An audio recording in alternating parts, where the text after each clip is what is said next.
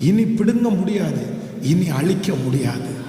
ஏன் அப்படின்னா அந்த தாவீதிற்கு கர்த்தரே தலைவனாய் மாறப்போகிறார்.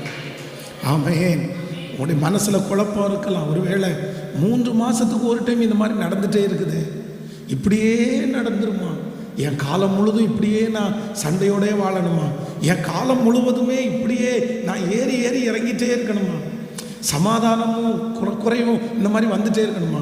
நான் நிலை வரமா? அப்படியே ஸ்ட்ரெயிட்டாக இனி அந்த காரியத்தை குறித்து யோசிக்கவே வேண்டாம்.